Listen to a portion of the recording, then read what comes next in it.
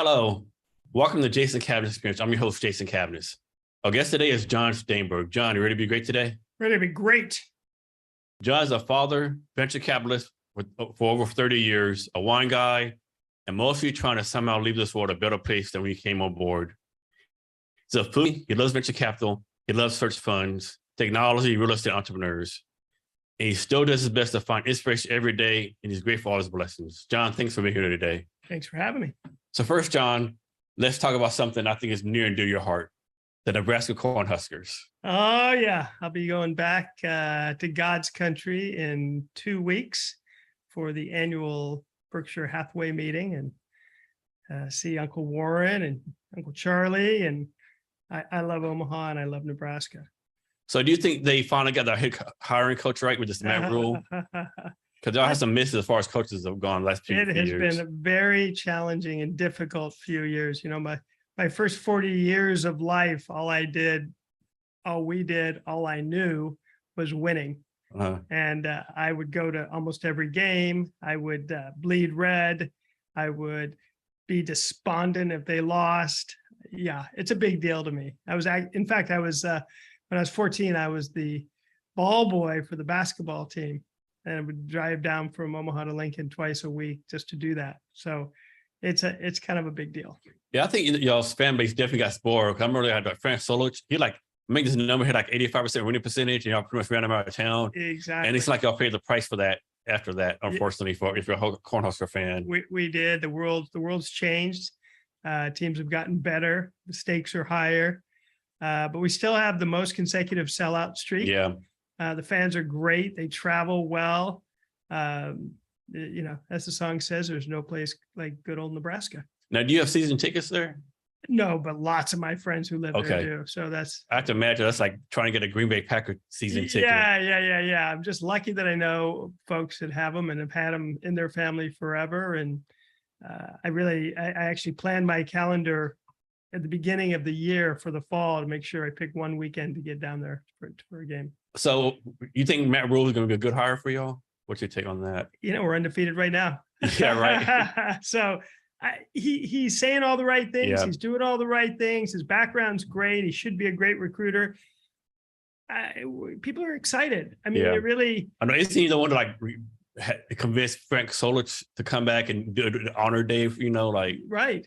I mean, that's a big thing, I would think. It is a big thing. Look, the fans are great, but they want to win again. Yeah. And the administration, the university, everybody knows it. The stakes are high.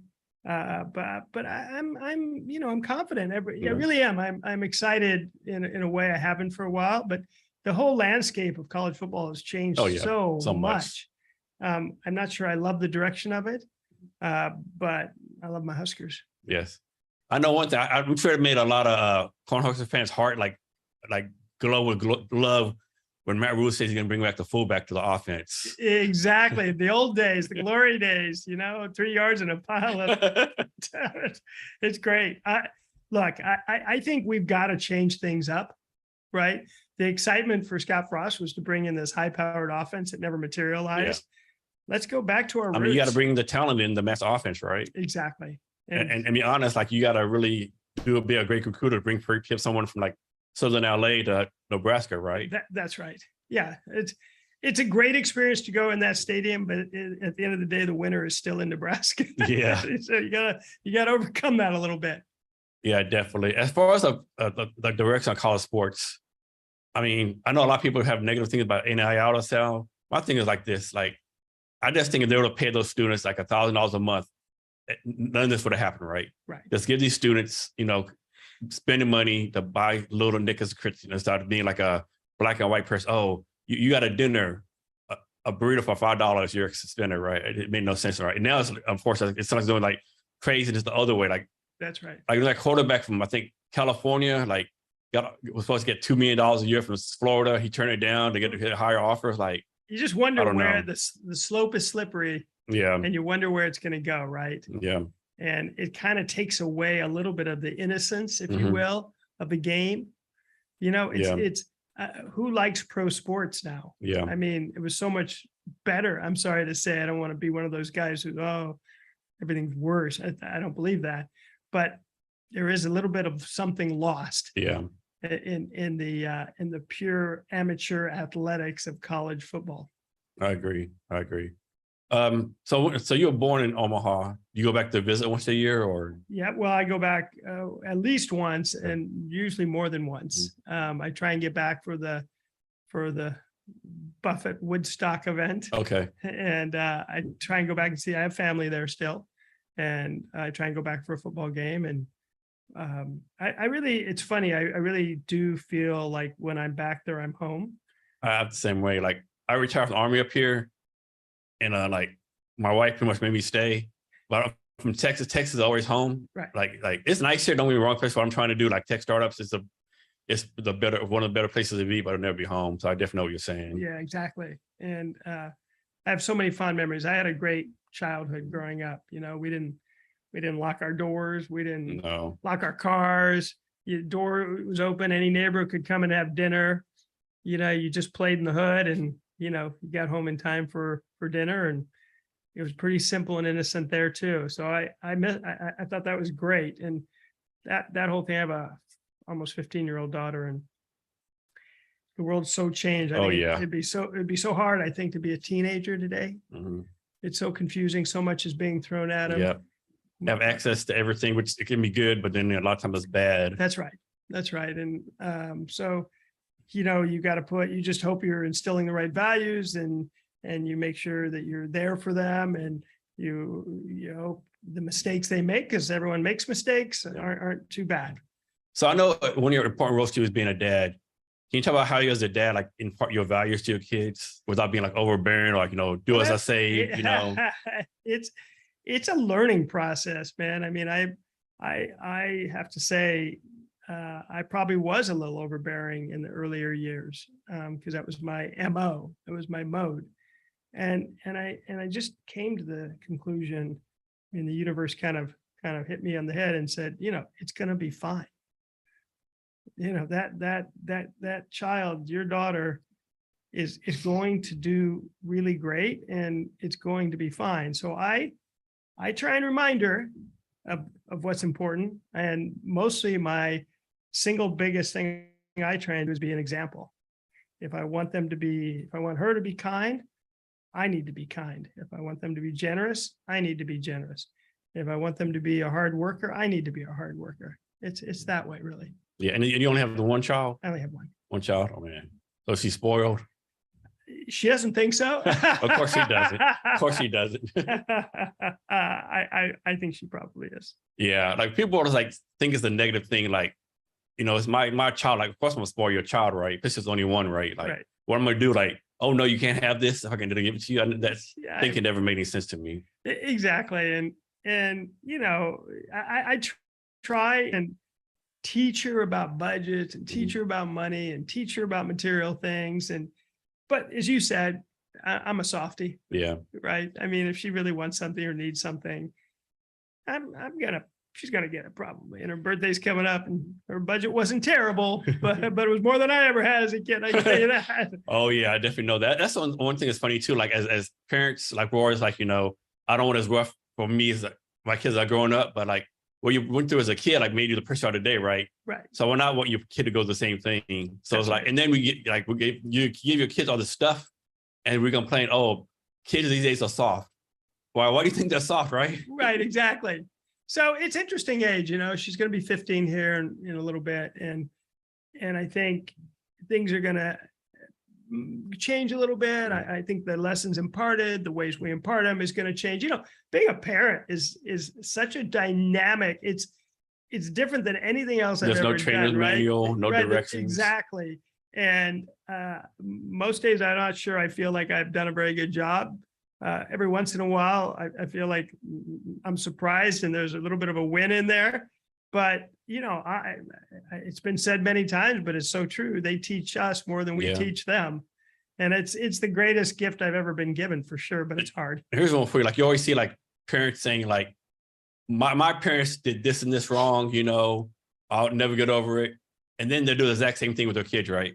Well, it's so interesting. Why as humans do we need to be pissed off at our parents? Yeah. I never fully grokked that. I mean, my parents weren't perfect because they're human, right? But I don't really dwell on what they did wrong. Yeah. But we're all walking around wounded. And I I guess know. that the lesson there is know that and have compassion for others, right? But also be aware of it in yourself, right? And I really work hard on trying to be mindful and in the moment and not reacting without some kind of balance and setting yourself so that you're not. I just early on, I'll say I probably did react a little more than I wanted to, right? But that's part of being a parent. You're all of a sudden confronted with things you've never been confronted with. And the other thing about being a parent is, I'm so used to being able to outsmart and outwork. That's not how you do it as a parent, right? So it's been great. So on a day-to-day basis, how do you find inspiration? Oh gosh, in so many ways. It's funny. I was just in Portugal and I was with a lovely couple. I was staying at their house, and they get up every morning at 5 and do what they call prayer. And for them, prayer is meditation and intention setting and gratitude journals. I don't do 2 hours of that, but I do all of that every day in some form. I do meditate every day. I try and get outside and walk and mindfully walk. I am looking at writers for inspiration. Every day, I actually try and start my day. How some people go on Facebook and or Instagram and they look for, being upset that other people are traveling to Italy or having this great food or this great bottle of wine or have friends or celebrate. I go on there and literally every day I think, wow, isn't that great? My friends are having a great time. Oh, that looks like a fun place. I want to go there. Oh, I'd like to try that sometime. Or pictures of and photographs of nature. Literally every morning I start out doing that. And the other thing I do every morning, and I've done this for a long time, is I get on Facebook and I wish every one of, I have the limit of Facebook friends, 5,000 people. And every day, therefore, 365, there's probably 10 birthdays, right? Every day I write a unique note to every one of them, wishing them a happy birthday. Just because I want to start my day helping others feel great and sharing my passion for their life as well. And it's amazing how something that small can probably make such a big impact on someone's day. I don't know if it does. Honestly, I kind of do it for myself. That's the thing about you. I think giving and inspiration. Sometimes you have to say, I'm doing this for that person to feel good about. I want them to feel good, of course, right? But it's also I feel better that it's not all about me at every moment. So that's a part of what I'm looking for. And then just literally waking up every morning. I do a little bit of prayer, but also just a gratitude. I'm here. I'm excited about it. What do I get to accomplish? What do I get to see? How can I be inspired today? These are all questions. While I don't sit down for 2 hours, they are part of my day every day. You bring a point. It's like on social media, how great a post is, like nature, uplifting, what a case. Oh, I just got a promotion. There's at least one troll on there that says something negative. Like it never fails. Like, do these people just exist? Like, put people down? I don't get it. I don't know, because I just literally ignore those. I mean, honestly, that's not why I'm on it. I am actually on it to be uplifted. So for me, and again, I don't spend hours doing it, and I don't do it, and then it's done for the day. I literally don't look at Facebook for the rest of the day. Yeah. Is Facebook and LinkedIn the two main social medias that you use? I feel like I should be better at Twitter. I find Instagram the most inspiring because I for some reason I've got more poets and artists and people, creative people on there. So that's probably the place I go for a quick hit of something cool. Mm-hmm. And then Facebook, I actually use a little bit more communication wise, and LinkedIn, I'm all in on. Yeah. LinkedIn, I think definitely. I don't care what you're doing in the world today. You have to be on LinkedIn. Like, I embraced it early. I don't remember Reed Hoffman, who started. I was one of the first, 10,000 or something, mm-hmm.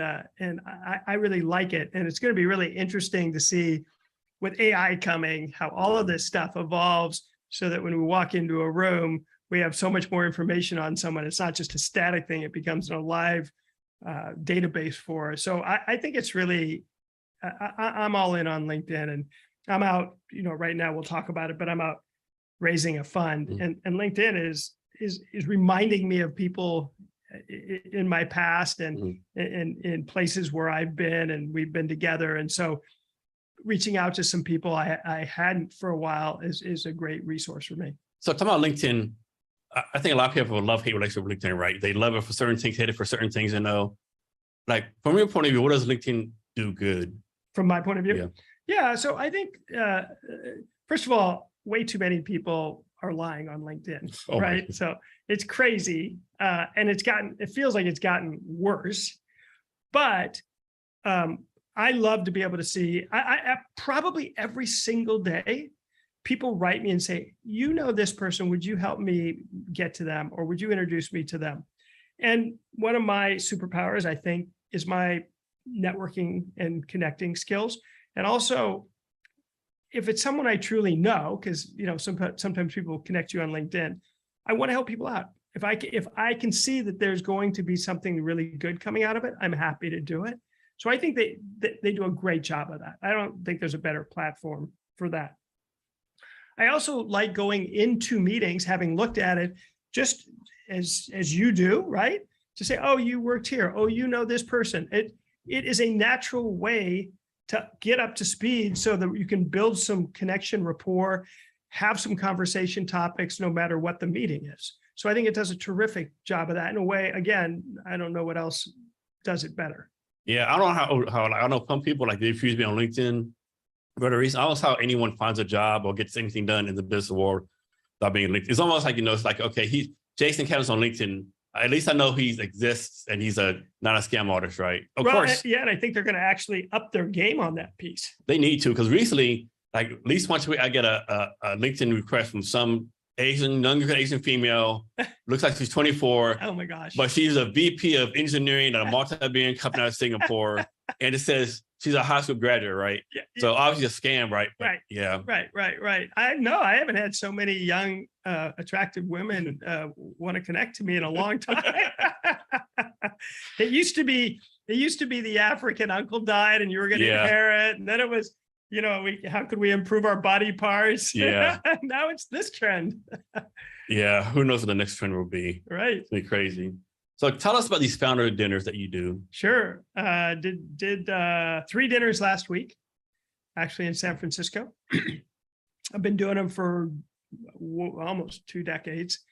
They've evolved to some degree, but it's a very simple idea. The simple idea is get good people together in a somewhat intimate setting, 30 or 5 people.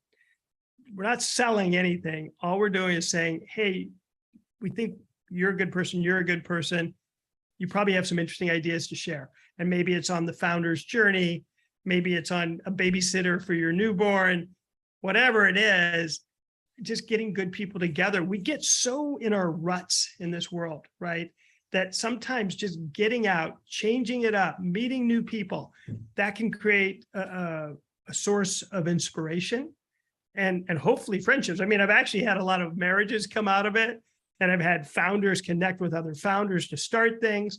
You don't know what's going to come out of it. And that's what I love about it. And I keep thinking, okay, I've got so much going on. Maybe it's time to stop doing these. But then the community keeps saying, no, don't stop. Sponsors want us to do them.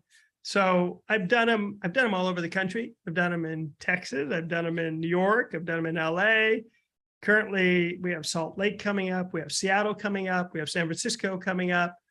And so I try, everybody in the room will get to know everybody else in the room. We've kind of got a playbook that allows people to really know people. By the time they leave for the evening, everybody's said something about themselves that you can walk away with and follow up on.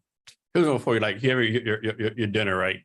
And you notice someone's like extrovert. They're trying to stay by themselves. You know they're a good person to talk to.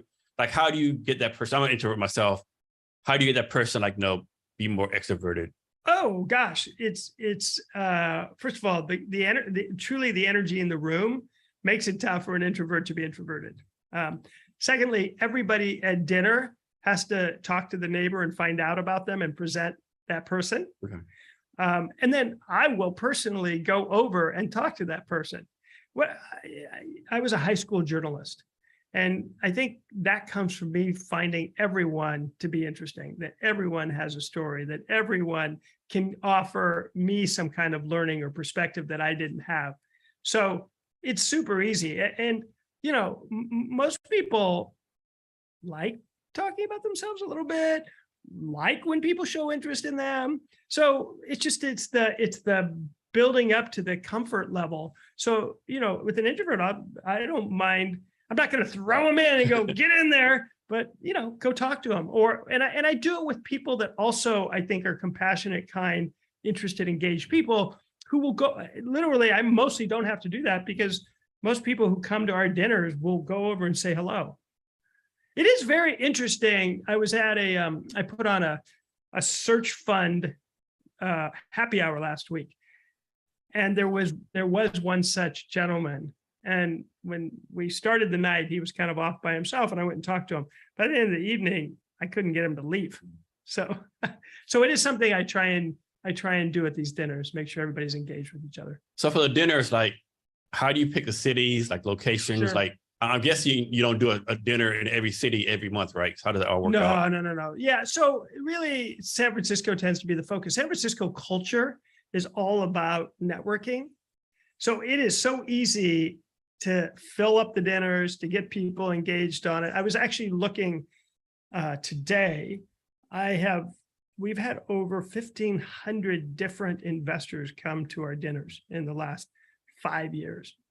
It's just people there. Now, when I do it in Seattle, it's a little bit harder. Our culture tends to be more, maybe less frenetic, more, I got to spend time with family, just a different culture, right? Different way of viewing the world. San Francisco, it's like go, go, go, go. There's 6 events every night. But I do it in San Francisco because I've lived there and I went to school there and I know a lot of people there, and it's where venture capital still the epicenter is, and I want to stay relevant, and it's a good way for me to keep in the game. I do it in Seattle because I love Seattle, right? This is my home. I want to do it here. I want to make sure the ecosystem continues to build. These dinners are all about making sure that people in their silos get out of their silos and meet other people. And then we're doing Salt Lake City now because it just seems like a really interesting city that's been a little bit ignored. Only know, like, I think Silicon Slopes or something like that. Yeah, Silicon Slopes is what they call it. And there's some really interesting tech companies there. It's growing very quickly. It's a lovely place. I love skiing. I've been twice this year. So, but it's hard for me to go across the country. I mean, these are not money making. It's really kind of my community service. These are not money making adventures and ventures. But I can do, you know, it's easy to get to San Francisco in a day. It's easy to get to Salt Lake. It's easy to do it in my home. So if someone says, in fact, someone today said, can you do New York? I said, I can, you know, but I'm not sure a one-off in New York is going to work. So we're talking about it, but I have done it all over, and I truly enjoy doing them. In Seattle, I used to have a pop-up restaurant. So I've got a bunch of chef relationships and restaurant relationships. In San Francisco, we've got 4 different places we've done it at, and they're all great and they work really well with me. So I build up, I'm a foodie, as you mentioned, and I go out to a lot of restaurants and I connect, and being in the wine business, I connect with the restaurants, I connect with the chefs. So it kind of all comes together. Part of the reason I do the dinners is I love presenting my wines at the dinner. And it's a great way, again, without selling the wines, that I can go and talk a little bit about them. People can enjoy them over a good dinner party. Here's a question for you. So just my point of view, it's like a lot of, like, Seattle, Salt Lake City, Austin, they're always trying to, like, be the next Bay Area, right? Yeah. But why? I mean, they're so far ahead of everyone else, right? Why can't we just so focus on being the best city you're in, right? Right, exactly. So no one's going to be the next Bay Area, but it is fantastic how much more distributed, how much the tech has enabled people to remotely start things. So the world's changed a lot. It used to be literally, if you didn't go to Sand Hill Road and you didn't start in the Bay Area, you had no chance. You just did. There wasn't talent. There wasn't the money. This is simply not true anymore. But and San Francisco has been pretty beat up as a city, and a lot of people have moved out, but it still has an unbelievable ecosystem. But to your point, Silicon Slopes is focused on what they're focusing on. Austin does their thing. And, over time, some of these cities kind of, like you take Seattle, Seattle's really amazing at real estate tech. A lot of startups, spinoffs, right? We had Zillow and then people left there and did other things. So sometimes what happens in a city is it becomes almost, there are pockets of where they specialize and have superpower. Seattle had an amazing run early in biotech, they had an amazing run in wireless. We've had gaming up here, and the list goes on. And it's exciting to see, because we can kind of define and bring people in who are passionate about those things. You go to Miami and there's crypto and Web3, and you go to Puerto Rico, it's a little bit of that. And so I think sometimes cities kind of like wine, if you think about Oregon, you think of Pinot Noir. If you think about Argentina, you think about Malbec. Well, sometimes cities kind of need to figure out what they are around that.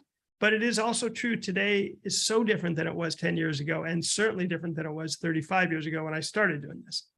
Yeah, one thing about things changing, like, of course, COVID was a bad thing. A lot of people died. I'm not saying nothing about that, but some good to come out, right? Because I think it forced venture capitalists, like, do a Zoom pitch with someone, in Bismarck, North Dakota, or other places. It's like, hey, you got to fly the Bay Area, right? So I think that is one plus. I think so too. And I think also, I think it changed work.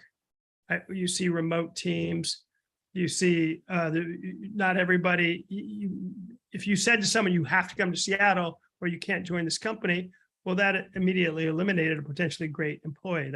So I think we've now seen teams form where you couldn't have before. So I think absolutely that's exciting.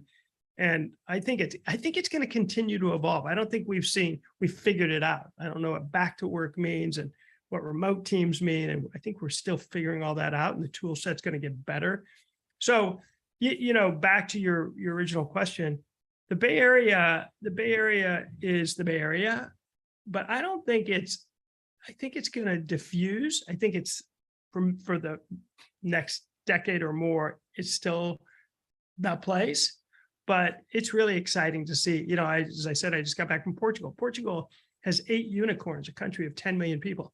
So, that would have been unheard of 10 years ago. So it's happening all over the world. Yes. So next, can you talk about, I think it's called Founder Underground Dining Experience? Sure. That was my pop-up. The food, I call it. The Velvet Underground Dining Experience was a space I had in South Lake Union, right in the middle of Amazon, really. And I brought in chefs from all over the country to do pop-ups around my wine. And we did a lot of wine. We did, again, over 1,000 wine dinners, bringing in amazing, amazing chefs. Almost every chef of note in this town, and certainly at that time, there's some new chefs, but came in, we did 5, 6, at one point we did a 15-course meal. And it was from the outside, you knew nothing of what was going on inside. You walked in and we created this really beautiful space, a little bit Argentina inspired. And I got to serve my wine and do tastings. And we had all kinds of great events there as well. And it was just in a warehouse in South Lake Union. And was there a certain type of food you focus on? And then how did you find your chefs? It's, LinkedIn, go back to LinkedIn, right? So it wasn't one type of food. I'm happy that our wines pair with a wide variety of foods. So we did everything from vegan to 7 courses of meat. At one point we had a pig roasting in the back. We had all kinds of crazy things. And the chefs, every time I went to a restaurant, I'd say, hey, this food's amazing. Would you ever consider doing a pop-up with me? And at the time, pop-ups were pretty new. They weren't happening. Now they happen all the time. But when I was doing them, no one had ever done this kind of thing on the scale that we did. It was a lot of work because every dinner was its own event. So you never got consistency. But we brought chefs in from New York, from LA, from Portland, from San Francisco. And it really holds a place in my heart because there was some magic that happened at the Vood. Pop-ups, how do you determine how much food to make? Is it like an RSVP list? You know how people are coming? Or so people definitely had to RSVP because we couldn't have done it otherwise. we held about, again, 35 to 40 for every dinner. And everybody pretty much, depending on their diet restrictions, would be served the same meal with the same pairings of wine. But, a lot of storytelling. So the chef would come out, talk about why he presented this particular set of courses. It was fun. One guy he was a fisherman growing up. And so this was relived his youth. Everybody had a story. And then, of course, where the food came from, that was a story. And then, the preparations, that was a story. So the chefs, we highlighted them. They were the celebrity. People could go back and see them cooking. People could go back and talk to them. People could really experience dining in a way you just don't normally get to anymore. Is there a chef that was not invited you want to invite, like some kind of celebrity chef in your mind that, man, I want to convince this person to come do this pop-up? Thomas Keller at the French Laundry. But we did have, it was fun. We had David Barzilay from Lazy Bear in San Francisco. When he was a pop-up in San Francisco before, now he's got a very successful restaurant. And it was really fun and I didn't know, would anyone know this guy? It sold out faster than any other. He did 4 nights. It was crazy. It was beautiful. So it was really fun to have him. But we had almost every chef in Seattle from Tom Douglas, Ethan Stoll, John Howie, Jonathan Sundstrom, Maria. I mean, we had almost everybody you can mention who back then was but back then was noted as a great chef. So I know the focus on the chefs and their stories, whatever. But did you also do kind of a wine presentation? Absolutely. Kind of so everything was paired, everything was explained. And it really was fun for me to see how the wines paired with different courses. And it was fun because people got to experience, you go to a wine tasting, you're given, 3, 4, 5, 6 glasses, try and remember it. When you have it with food, wine is such a different experience. For my money, it's way better, right? It's the combination. In Europe, you mostly don't see wine bars. Wine is something to be with food. It's to be paired to accompany, because it's the combination that is where the magic in my mind happens. So yeah, that was the whole point in trying to show off, not in a traditional tasting room in Napa Valley on Highway 29, right? Get them in, get them out. This was something to be, as they say in Argentina, sobre mesa, time spent with friends around the dinner table. And that's what we were trying to create. Yeah, and the Armhouse stays Italy for 2 years the same way, right? Each meal you get a house wine. I'm like, this is a house wine. Like, how good is the good wine, right? Like, right, exactly. So people never walked away feeling anything but replete, feeling sated, feeling like they got to experience it 100%. So go back to investments real fast, right? So of course, there's a lot of things in the news, like diverse investments. Females get like 1%, whatever the case may be. There's a lot of work doing that. What's your take on this, right? It's like between to me, you're coming in the Bay Area, Seattle, you have a great chance to get an investment. No, maybe you do, maybe don't. But if you're in Little Rock, Arkansas, it's harder. Bunville, it's harder. South Dakota, how is there a way to fix this, or is well, first of all, you're asking, would people in a different area who really don't understand venture, who don't understand startups generally, and of course there are exceptions, but it's not a common thing. It's not in San Francisco. You can't go to a coffee shop without a deal being pitched, without an idea being formed, without people talking about deals, right? It's common, it's comfortable, it's normal, right? To say, why isn't it happening? It's starting to happen. I'm from Omaha. There's now several venture funds there, but it's risk capital and people work really hard to get their money. And you're telling me that most of them fail. So why would I do that? It has to be part of the culture, I think. And it's one step at a time, and it is starting to happen. But again, it's so comfortable and so normal in the Bay Area that it's happening at that kind of rate versus Omaha or Arkansas or where have you. But it's out there. And also what's interesting is 15 years ago, you had to find the money locally if you were doing a startup in Omaha, right? Now you get on the web, you have a bunch of different ways of getting the word out about your startup. There's fundraising platforms. So I think that's also making it more comfortable and more knowable for people as well. So it is changing, but you're right. I'm starting, and we can talk about it, my new fund in the search fund space, which I'm having to educate people every single day on what the heck is a search fund.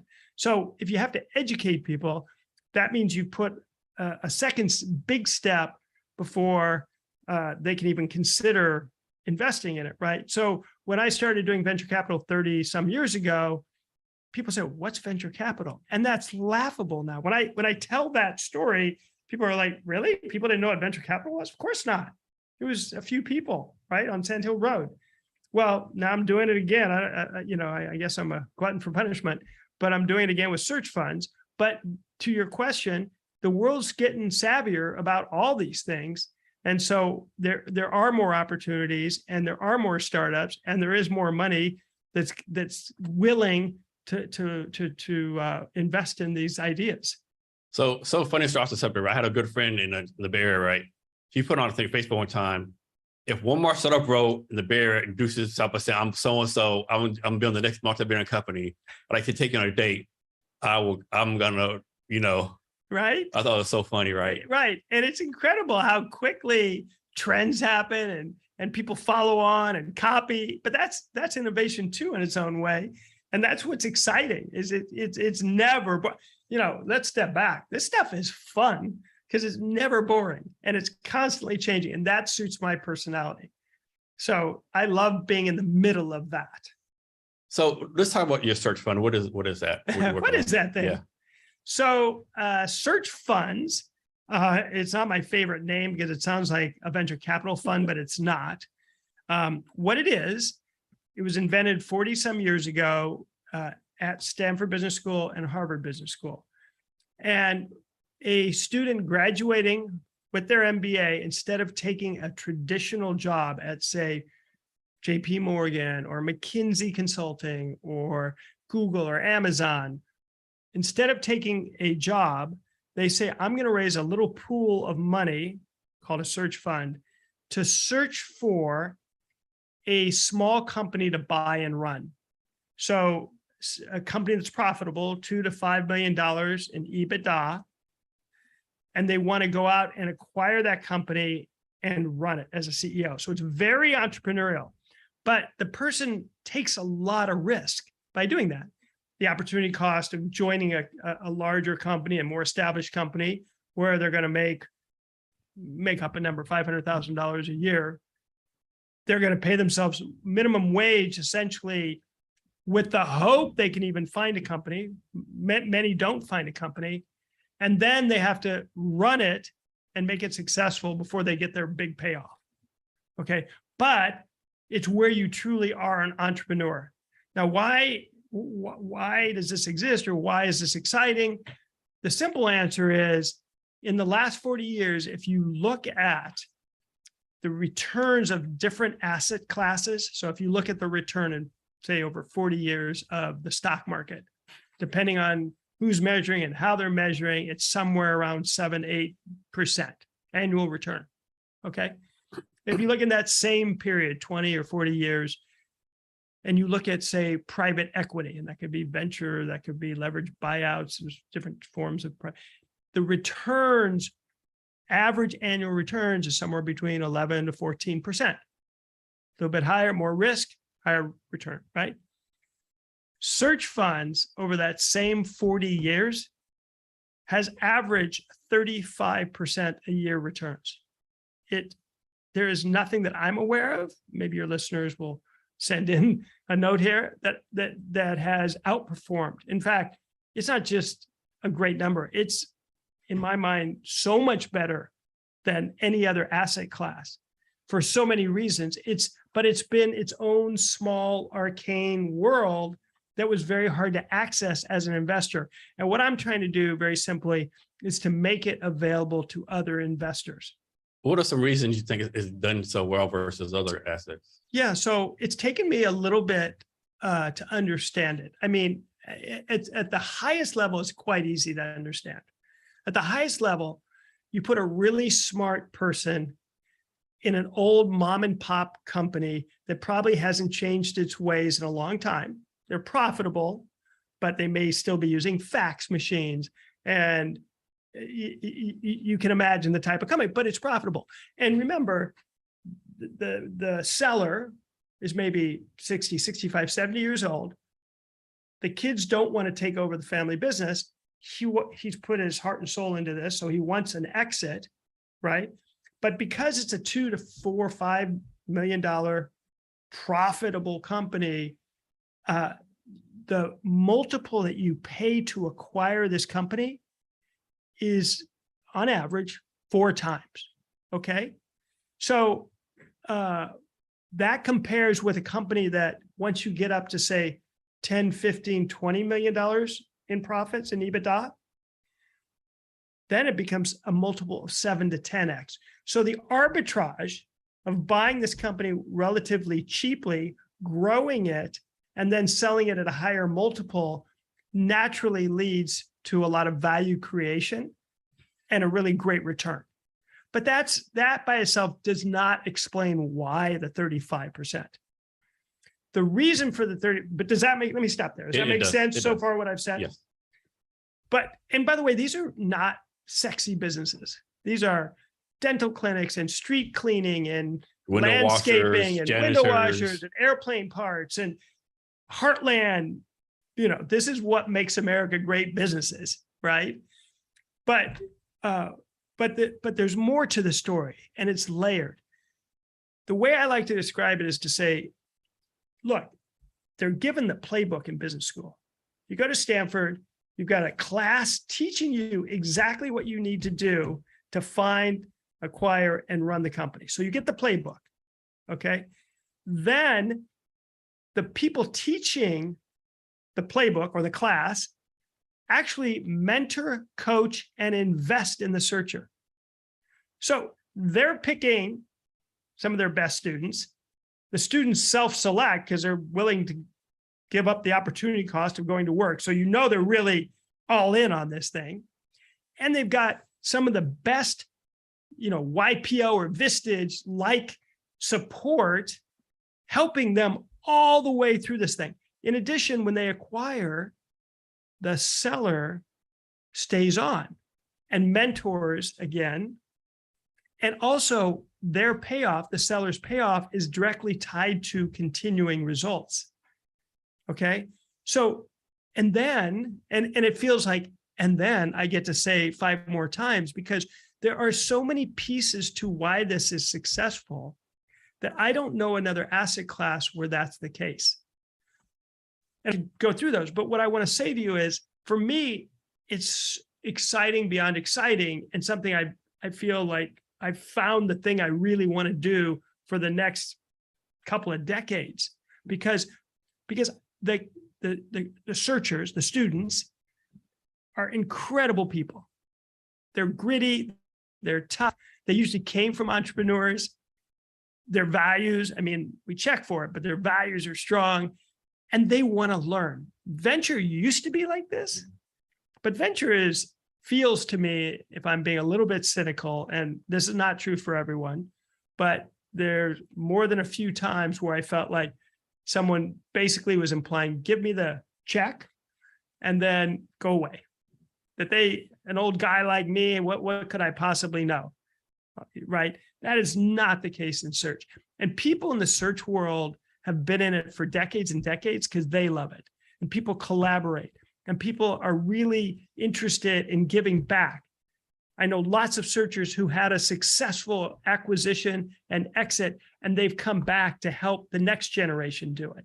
It is so much fun. Why do you think it's such a smart community of people doing this? Well, number one, there's only so many business schools that teach it, right? Number two, it's hard as hell, right? It's not for the faint of heart. And it is super lonely. You sit in a room often by yourself, getting on the phone, sending out emails. Would you be interested in selling your company? Would you be interested in selling? How many people want to do that? Not very many people, but that's part of it. And there's a lot of rejection, and there's a lot of deals that fall apart, right? Now, these businesses, I'm guessing they have to be profitable in order to take part of the program. Correct. So Okay. that's what I'm saying. So there's usually $2 to $5 million of EBITDA earnings. So it can't be, hey, I'm losing $5 million a year. Come buy my business. No, absolutely not. So you make a great point, which is the qualifying of the business is very important.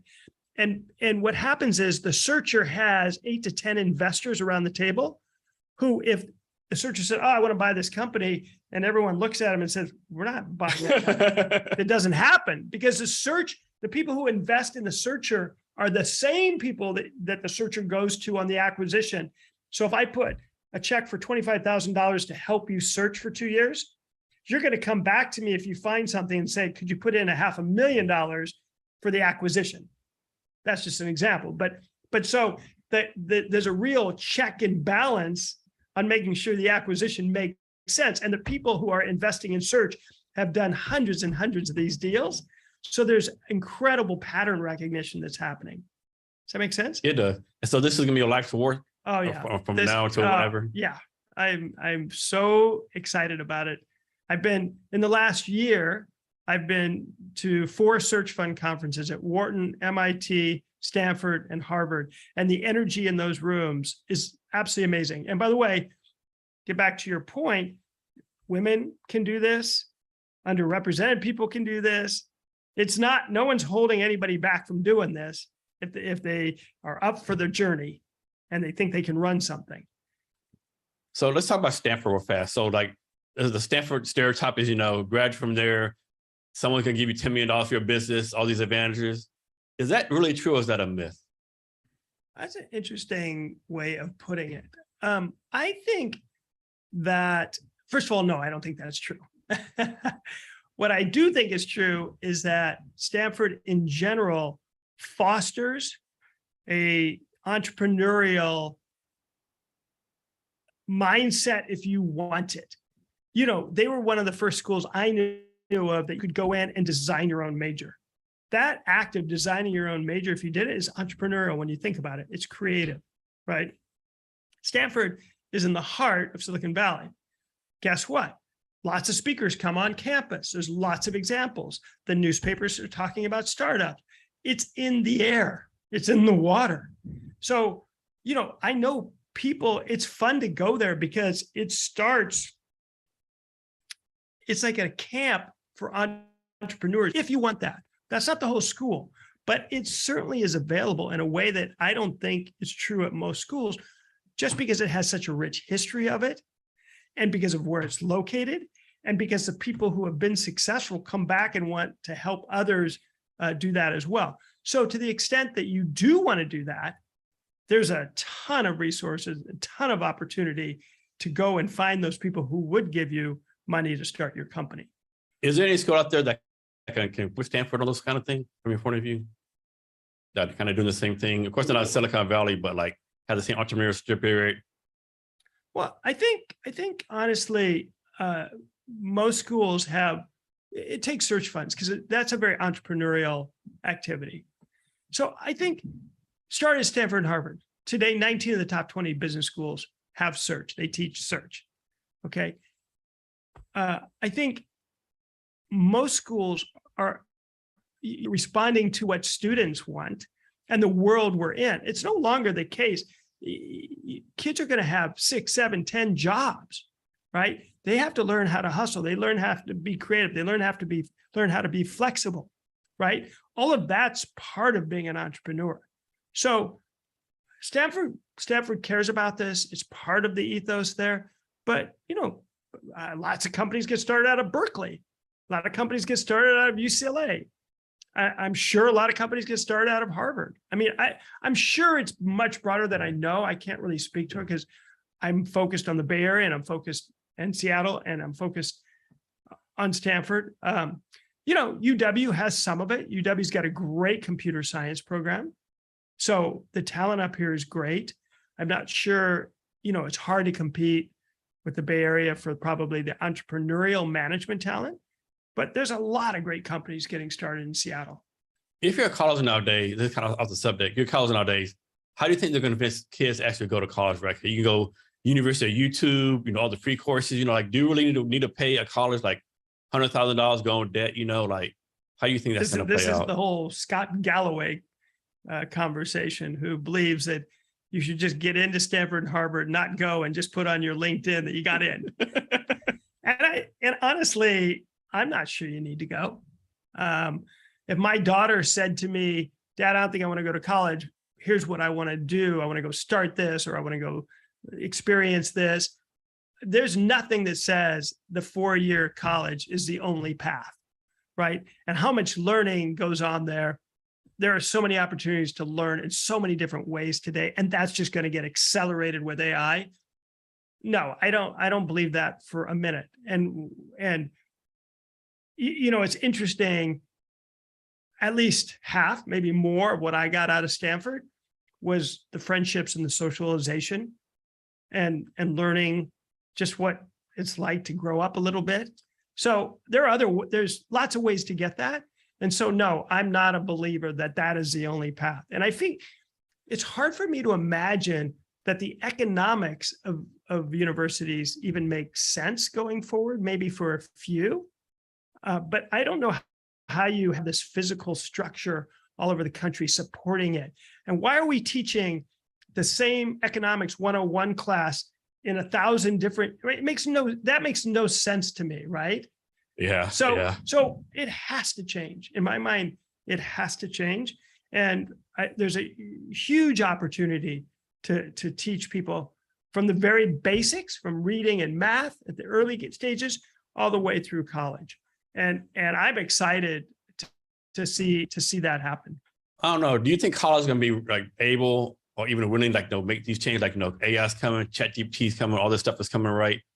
I mean, this thing seems like the bureaucracy is going to be like a stifling mechanism against all this change. The free market's a wonderful thing, isn't it?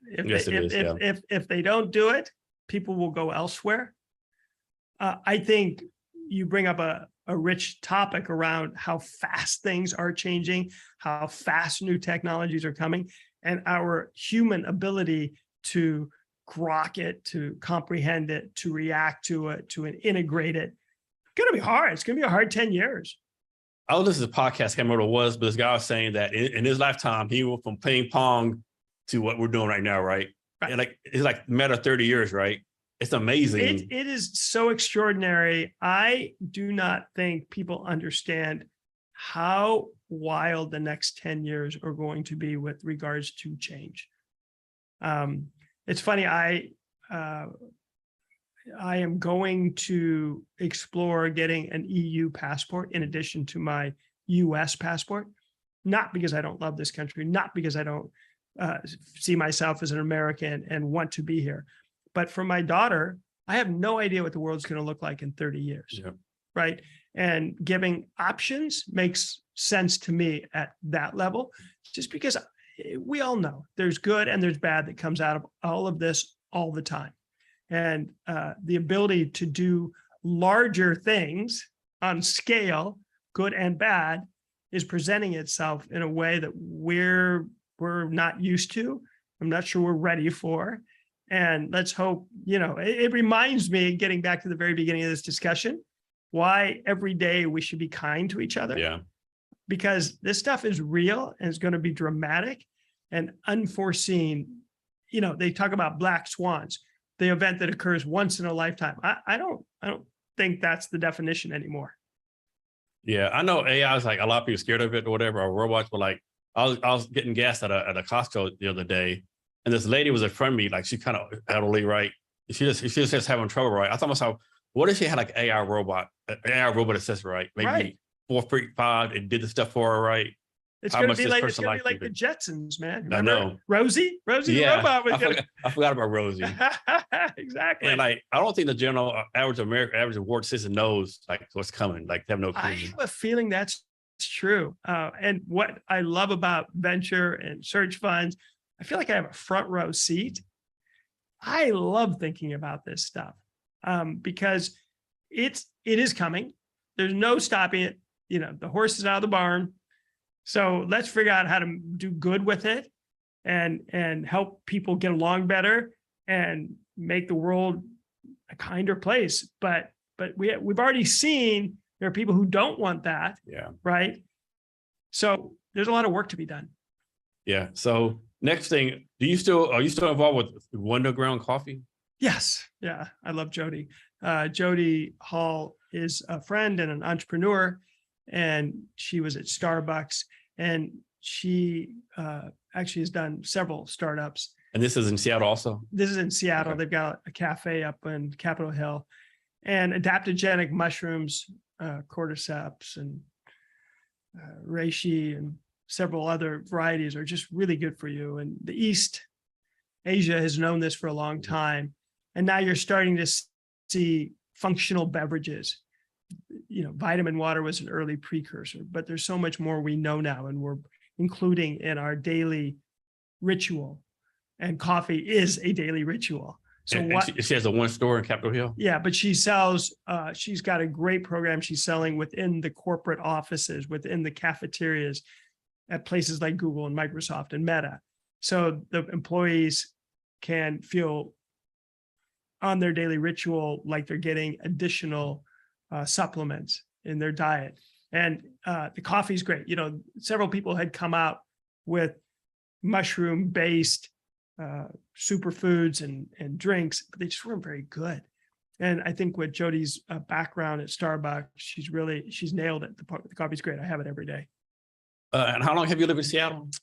I came in on 8/8/88. Okay. So a little while. And has Seattle always been a coffee town? Oh yeah. Yeah. But it was funny. I literally remember the first time I went to a Starbucks. And the early days of Starbucks, they had these huge poster boards explaining what's a latte, what's a cappuccino, what's an Americano. And I remember trying to order the first time and was intimidated. Oh yeah, me too. Right? I just want coffee. Yeah. And you hear people in front of you like a half sprinkle of this and that, some oat milk, and then this attempt, like, what in the world is going on? Right. And now it's so common. It's great. I actually really they call it a daily luxury. That was kind of their positioning. But I love the story how Howard came here and had this vision and nobody wanted to back him. He went to hundreds of people. Yeah, I saw that. Yeah. Because everybody was like, why would anyone pay $3 for a cup of coffee? And it takes, I admire and try and model that kind of don't give up. No is just the beginning of a conversation. I still feel that same passion, energy for the things I do. And I take inspiration, you talked about that early, from people like Howard when he did that.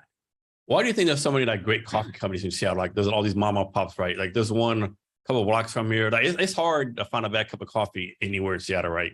You think it's just the entrepreneurial spirit of the coffee is? Like, what do you think? Everybody's up their game. Actually, you can go to almost for sure, you can go to any major city now and you can get great coffee, right? And people have really refined their taste. I remember wine. What was the first wine you had? It was probably some swill. And then after a while, you started tasting more and you're like, no, I like this. No, this is better. And I think with coffee, we've all practiced it a lot to get to flavor profiles we know we like. And it turns out we now can say, oh, that's a bad cup of coffee. Before, coffee was just coffee. And now there's bad coffee and there's good coffee. But I think what happened with Starbucks being here is people spun out like Jody's doing and are creating and innovating and riffing on the idea.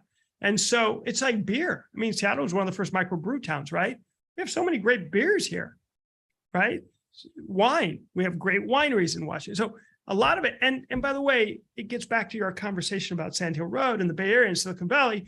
What's happening in Seattle is you're seeing more startups and more money coming in. It builds on itself. And that's what's happened with coffee and other things. John, next, let's talk about your Hand of God of wines. First, I'm sure there's a story behind the name Hand of God. I know it is, but you can tell people what the thing is. Good, because I haven't told it ever before. I'm kidding. I actually enjoy telling this story. But when I went down there in 2007, I did not intend to purchase acreage and a vineyard and hook up with the greatest winemaker down there to make a brand. But once I did, there was wine involved, maybe. once I did, I thought I love names. I haven't talked about the name for my search fund, but I love naming things. That would have been a career I could have had. I love it. So with wineries, I went to Napa last weekend. We went to 4 wineries. I bet you most people in this group couldn't name 3 of those 4 wineries. People just forget. So the name is a lost opportunity to connect to the product and to the place. And so I was thinking, okay, my vineyards in Argentina, how am I gonna really show people this is of place and also captures the passion of the people? And so there's 2 things. There's a story and then there's a story. The first story is I went to the vineyard in Mendoza in the Uco Valley in this gorgeous place with the Andes Mountains right behind as a backdrop. I mean, it's stunning. If you haven't been there, I would encourage everyone to go. It's just terrific. And I set foot in the land I was ultimately purchased, and I literally had a moment. And I can't explain it other than saying I'd been there in a past life. I felt something different. It's something, it's even still today, I get a little bit of chills thinking about it because it was a different feeling. So it was meant to be in some way. And so that to me also represents the hand of God. Wine in general is kind of magical to me. And that represents the hand of God. But those 2 stories are both true and meaningful for me, but they don't capture necessarily Argentina. So I wanted to also come up with a name that said Argentina through and through, but you'd have to know the background and then the light bulb will go off. And that has happened 10,000 times. And so the quick story is, I like to say to people, what's the world's largest religion? And usually they say something like Christianity or Muslim, Islam. But I say, no, that's like 1.5 billion people. That's not the biggest religion. The biggest religion is soccer, football, right? 2.5 billion zealots. And so in 1986, Argentina won the World Cup. And they won it in big part because Diego Maradona, one of the most famous soccer players in the history of the game, scored a goal off his hand. And it's a great YouTube video to watch. The photograph's amazing, but they didn't have instant replay in 1986. And yet everybody in the stadium, except for one person, saw that it was off his hand, and that was the referee. So the goal counts. They win the soccer game. And afterwards, the journalists in the press room say, Diego, come on, man, that went off your hand. And he looked at him. He said, no. That went off the hand of God, which is such a brilliant answer, because does he mean it went off? Was it a divine moment, or he is God? Or and so when you say hand of God and you say Argentina, to most people, they immediately go, of course. So it's really fun. It's really been fun. And I've become much more of a soccer fan. I love the game. I understand the game better. And so that's been fun to combine it. And those people are passionate. I don't know if you watched the World Cup this year, but I was at a bar with 400 people in Seattle, all Argentines, and we celebrated. That's a great story. Yeah, when it clicked, the hand of God, I know what this is about. Yeah, exactly. I know this is about, yeah.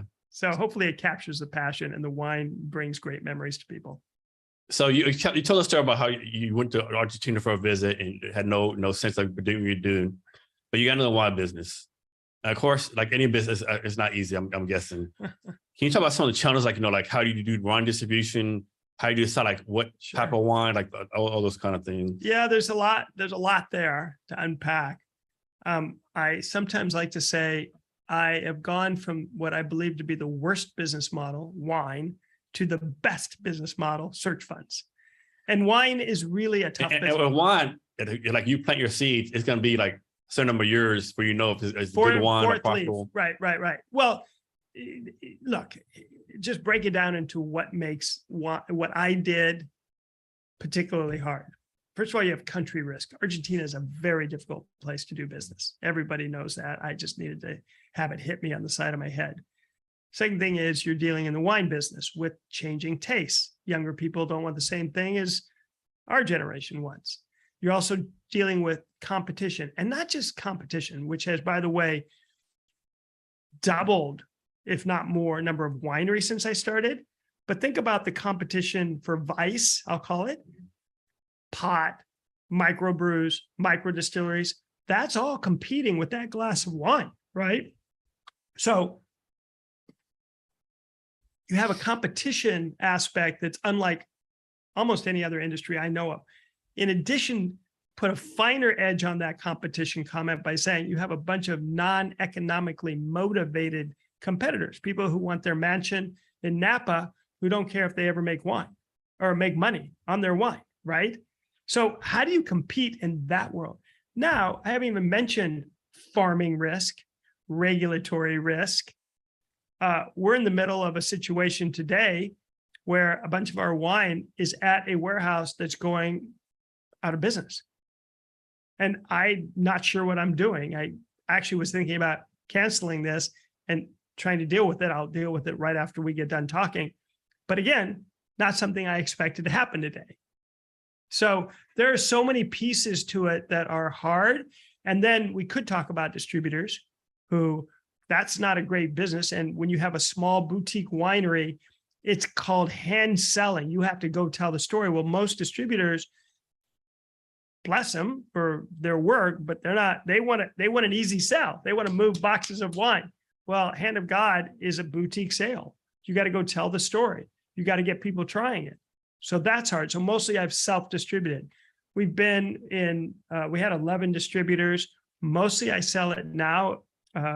If people are listening to the show, they can reach out to me on handofgodwines.com and I'll take care of them. Just mention you heard me on the show and we'll give a really nice friends and family because we want to support what you're doing too.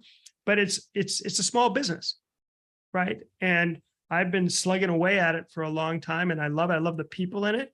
I like the culture of it. The business of it is tough. So do you have to pay any kind of, I think it's called import tax to bring the wine in? We do. There's all kinds of, we produce all the wine down there. We bottle it down there. We get it on a ship. It goes to Oakland. It goes to a warehouse in Napa, and then we distribute it from there. And how do you maintain the quality of the wine through all these shipping and stuff? The good news is we're not the first to do this, and putting it on a ship, it's temperature controlled. Okay. Trucking is temperature controlled. Not cheap. Nothing about the wine industry is cheap, from the barrels to the vineyards to the transportation to the storage. Everyone has to get paid, right? Yeah, turns out. And I think we need to remember that once next time you're at a restaurant and you order a glass of wine, like $8 for a glass of wine. Are you kidding me right now? 8. I want to go there. Yeah. I know exactly. Yeah, it's like you're not drinking Boone's Farm or Strawberry Hill, right? Exactly. I didn't appreciate. To your point, I did not appreciate how much goes into that glass of wine. A lot of blood, sweat, and tears. So I think Argentina, like obviously France, Italy, Napa Valley, is known for being wine places. Correct. What's the country out there, or even the region of the United States, that you think is going to be upcoming? Portugal. Portugal. Oh my gosh, Portugal has incredible wine. It's challenging for Americans because they have varietals we've never heard of. But if you go to Portugal and you drink wine in a restaurant, their basic house wine is delicious. So yeah, I would encourage people to try. Obviously, port is famous, and that's lovely for after dinner. Vino Verde is a pretty well-known light summer drinking, but they have so many interesting other wines. I'd encourage people to try, because they do a lot of blends, and I think blends often are the most complex and interesting wines of all wines. What is a person called who actually takes care of the winery, like the overseer? Yeah, we have Santiago Archibald, who is really oversees it all. So he's a winemaker. He's a winemaker. Okay. But as a winemaker, he's also our agronomist. He's working on he deals with everything from selection of the vineyards to harvesting the fruit to making the wine. He's a consultant with me on what we should make, how much we should make, what our bottles are, what the corks are. There's a lot that goes into that one little bottle of wine. So let's suppose you have a bottle of wine and it's 10, 15, 20 years old. Is there a point where you say, okay, if this one keeps on getting older, it's going to turn to vinegar and not be any good. what's the cutoff part where, like, you should stop worrying about, okay, this is a collector's piece, whatever the case should be, and just drink the wine? Well, we did something very different. We held back our wines because we think if you make a good wine, if you're using good oak, if you're making it in the proper way, you're not cutting corners, you're not using additives, and you're using great fruit, the wine should last for a decade or more. But it also depends on how you store it.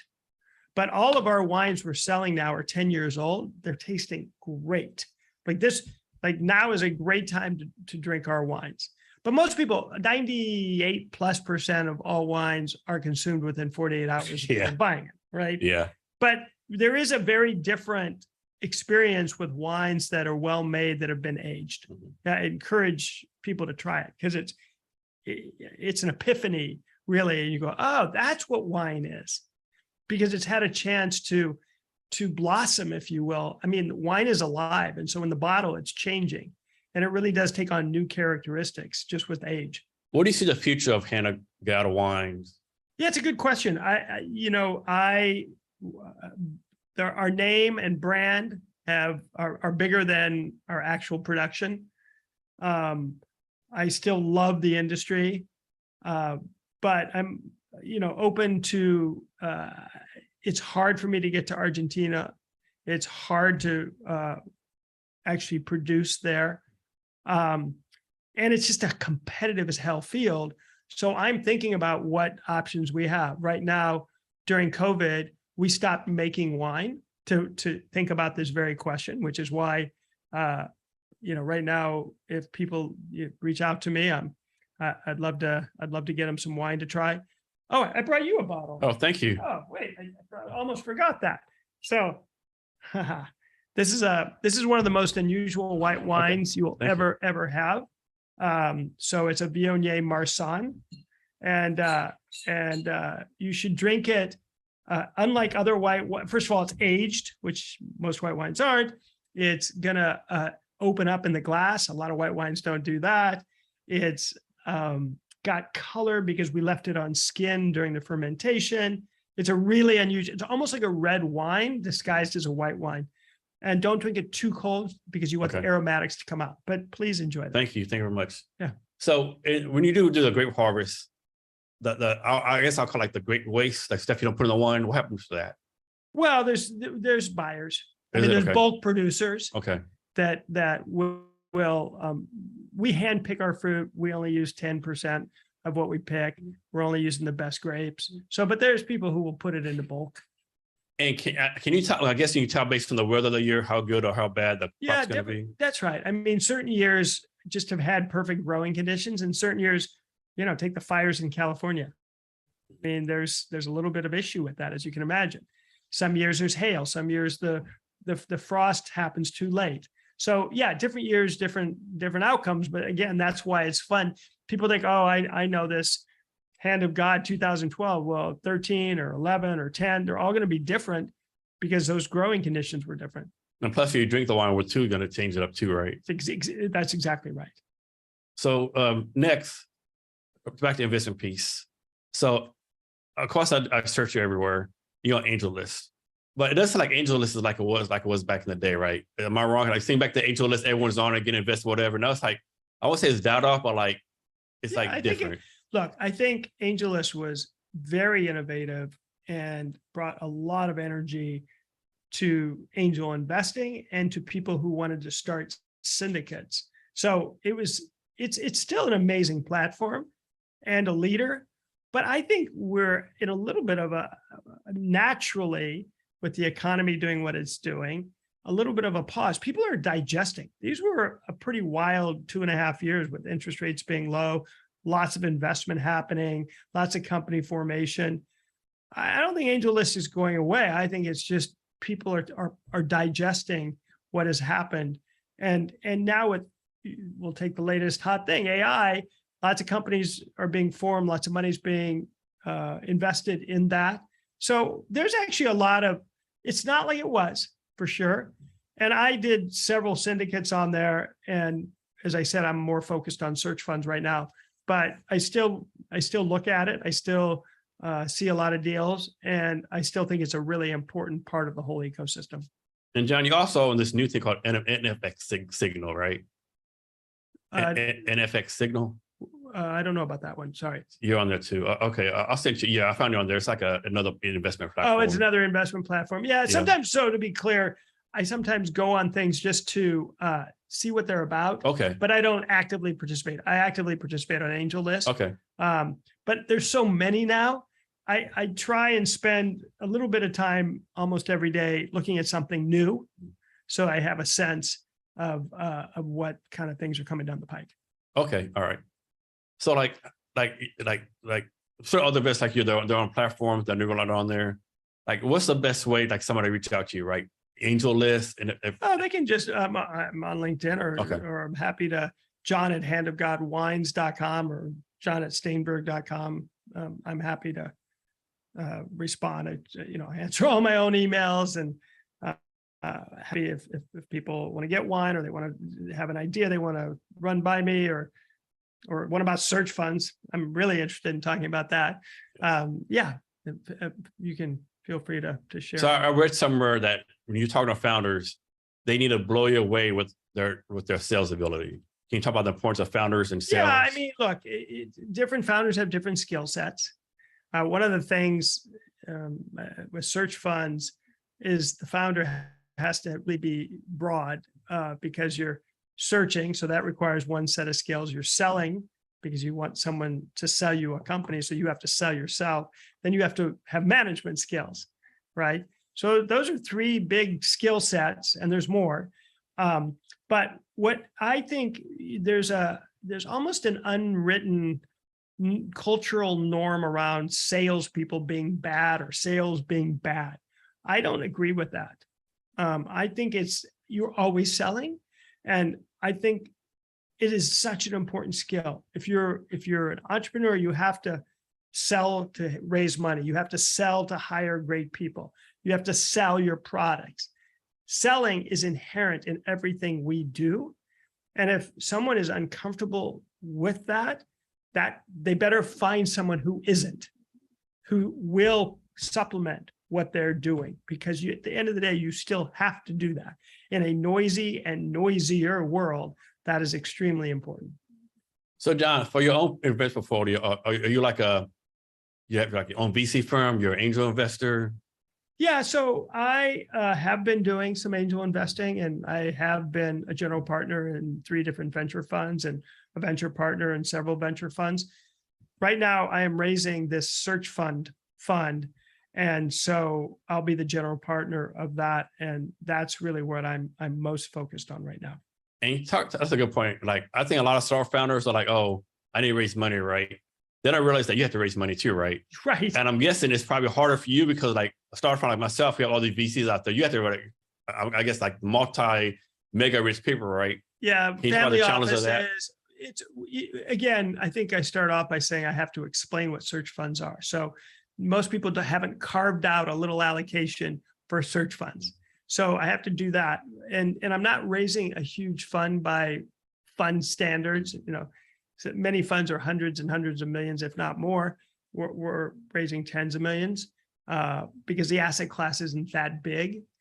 But so I have to go to high net worth people, and I have to go to family offices. I have to explain this. I am so passionate about it. I honestly don't know why someone who has the means wouldn't have some allocation into the best performing asset class, but it doesn't mean that they know about it or that they've thought about it. And so it's a process. It's not a impulse purchase. Oh, I'm not sure I understand either. I'll explain it again. It's not an impulse purchase, right? And so it is a longer sales than if I was just going out and raising a venture fund, for example. Who do you want to message? I would like to message the search fund guy. Anyway. And so for the search funds, like I know, like they'll say, like for like a startup founder, there's like this fundraising seasons, right? Is the same thing like when y'all have to like find funds? Is there a fundraising season for y'all too? Is there a fundraising season? Yeah. Yes-ish. I mean, generally speaking, raising in the summer when people are on vacation or with their family, or raising in December when it's the end of the year, pretty difficult. But people are generally, again, institutions are different than individuals. So it's kind of an all year thing. And I have the good fortune of knowing a number of people. And so it's not a cold call that I'm going out, but it's going to be a lot of conversations. And, I've explained Hand of God 10,000 times. I'll be explaining search funds 10,000 times. I think one thing, like I had trouble with the first right. I think a lot of times too, like, you're like, man, I've explained this 10,000 times. I have to do it again. Well, yes, you do, because it's the first time explaining to this person, right? Yeah. And thankfully, I don't mind doing that, or I don't tire of it. And I honestly feel like every time I explain it, I'm expanding the universe of people that know about this. And that's only going to be good for the whole category. In the past, when you were investing, was a certain category you invested in, or like certain industry, or you're agnostic? I was pretty broad. I've always thought, how can I be differentiated?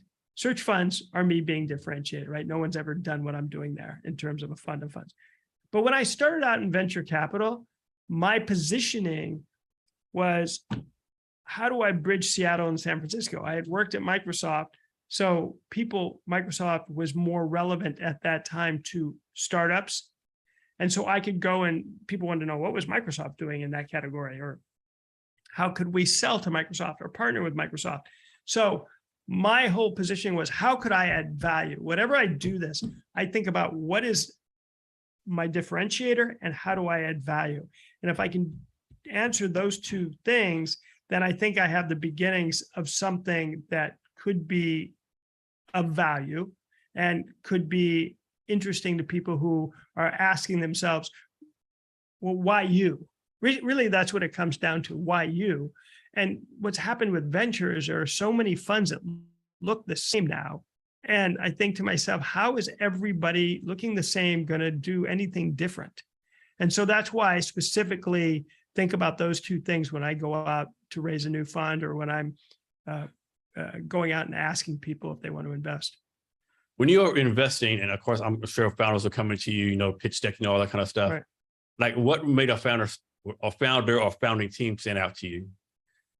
Gosh, it's not one thing. Really, it's do they show up? Do they show up? And what I mean by that is not just, are they in the room? Do they show up knowing enough about me, about the situation, about the category, about their own stuff, about their customers? It's pretty easy. Everybody has a recording. I like to get people off their recording and interrupt them and ask them questions maybe they don't expect, because I want to know what it is that's truly in there. And when they're in recording mode and playback mode, you don't get that, right? And then, of course, whenever I invest in people or companies, it's a relationship. So is it a relationship I want to be in?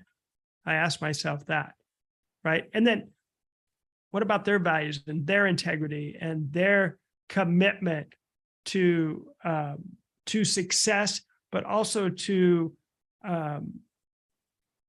really just being good, kind people that are going to be additive to the world. I care about that more than I used to. When I started out, it was all about, are we going to make money or not? And I'm just not that person anymore. Of course, that's important. Of course, that's what I want to do. But there's more to it. And I know that's not a either or thing. You can have both. Here's one for you. Like, as a founder team, you have to sales, marketing, product, tech, on, right? What was the one area where the founder said, I'll be honest with you, we suck at X. You mean, okay, I'm fine when you suck at X, as long as you don't suck at this other stuff. Well, that's actually happened a fair number of times, right? I mean, it's really important to suss out whether or not people know what they suck at, right? Self-awareness, right? What I often will say, well, what do you still need? And don't tell me developers or money, right? I know everybody needs that. So what do you still need? What do you, in a year from today, what are the categories of things you have filled in? I always ask that question. And people, if they're at all pros, if they're at all experienced, if they're at all mature, they will expect that question. They will have an answer for that question. And so don't go into details, obviously, but like, can you talk about the investment you did where like, man, I can't say it's be a home run, but I really feel good about this one, right? The team is good, the product's good. Like I feel good about this. And then it just totally flopped. Well, what I like to say is, if you ask a venture capitalist, what is their favorite deal? It's the last one they did, right? Because they're most excited. They just spend time on it. They're sure it's going to work. It's like saying, do I think Matt Rule is going to be a good coach at Nebraska? Yeah, today I do, right? You wouldn't have invested unless you thought that. But I will say, and I'm not directly answering your question, I will say that I'm constantly surprised. Some things that look like they weren't going to work at all ended up working. Maybe it took a long time. And some things that I was sure was going to work didn't work. And so, part of the reason I have taken the strategy with my search fund to do it a fund of funds is at the end of the day, we're going to have 120 to 150 companies in the portfolio. Why? Because I can't tell you which ones are going to succeed big and which ones just aren't going to work that well. I can't. I wish I was that good. Over the years, I've mostly made some good bets, but I've made a couple really, really bad bets, right? And so, yeah, I think that's the thing for investors and angel investors in particular. You got to have enough in the portfolio to weather the bad ones, because there will be bad ones. So when you had your portfolio companies, did you want them to give updates like once a week, once a month? No, totally up to them. Totally depends where they are in the stage of the life of the company. Earlier on, probably more frequently, because I want to be helpful if they wanted to give it to me. But, generally speaking, I'm looking for once a quarter kind of updates from most of my portfolio companies. But I want it to be real updates, not just, hey, things are good. Because I know that there's a lot more to it than that. And we have a set of key performance indicators, KPIs, that we generally set out that we're looking at to be reporting on. What's some like upcoming tech that excites you? Like you talked about AI before, like what tech like really excites you in the future? Well, I think it's hard not to talk about AI, but there is, let's just take space. Space is absolutely going to be mind-blowing, I think, what's coming down the pike with payloads that will be able to go up, the ability to use telescopes in a way we never have before, satellite launches. I mean, the stuff we're seeing on the James Webb Telescope is mind-blowing. It's mind-blowing, and they're gonna get a double that. It's like the next one's coming too. You see this one picture, like all those dots are galaxies with potentially thousands of planets. How do we not? And I also think going the other way is going to be fascinating. The oceans, right? We don't even talk about that very much, but that's going to be absolutely fascinating. We don't know. That's most of the world. We don't even know much about it. Almost nothing, right? So I think that's going to be. I think personalized medicine is going to be mind-blowing. I mean, we are using such blunt instruments today to treat cancers and other things.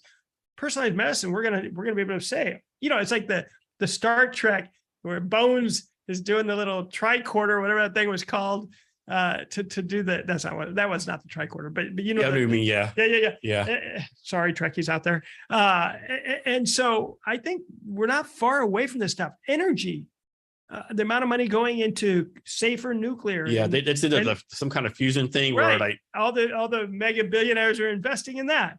So, all of that is really big stuff. When I started this, there was one thing, it was enterprise software. And then there was another thing called the internet. And these were big things. Now we have 20 big things that are just as big, right? And so that's what we're talking about when we say, how's the world going to change? We don't know, but a lot of change is coming.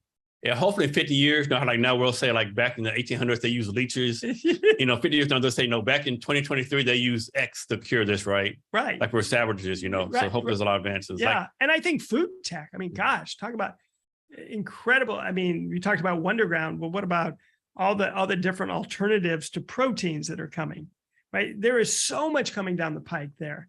So we have the opportunity to truly create an amazing world. And I just hope we do that. I'm optimistic. Yeah. And I want to absolutely. be part of it. But Like, I'm a big believer my grandkids will be like going to the moon for vacations, you know, sure. like. Pretty exciting. And I also want to live long enough to see some of this play out. So I'm motivated. Yeah, it's a lot of good stuff going on. It's gonna happen fast too. Like people don't realize, like, I think the first flight in was 1913 went to the moon, like 50 years later, right? Like, and like no one knows what we don't know, right? Like That's right. That's like right. solving the fusion problem might bring another problem that gets solved, right? And you never know.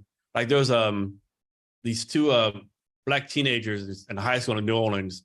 They solved this math problem that's been unsolved for 2,000 years, right? Really? Yeah, Okay. I seen the link, right? It's Yeah. something they did solved it a different way. Well, people are thinking about the world differently, Yep. right? It is forcing us to think about the world differently. And so that's exciting. And also what's exciting is there isn't just Russia and the US doing space, for example, Yeah. right? There's private companies doing it. Mhm. There's other countries doing it. So all of these things, once the information gets out there, other people can riff on it and react to it and do their version of it. So it's an incredibly exciting time. Yeah, different exciting things, you know. Like I try a lot to watch a lot of nature stuff, space stuff. Right. You see the oceans, like it's like every week there's a like new animal that gets discovered, right? Like you've never seen before. And they're bringing back the woolly mammoth.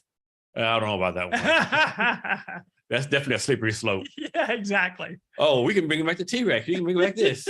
Let's bring back the Didn't we see bionic that plague. movie? Yeah, bring back the bionic plague. Let's hold on, you know. Of course, like with AI, the thing is, like, says, well, at least we know who started Skynet, you know. Exactly. Yeah. Yeah.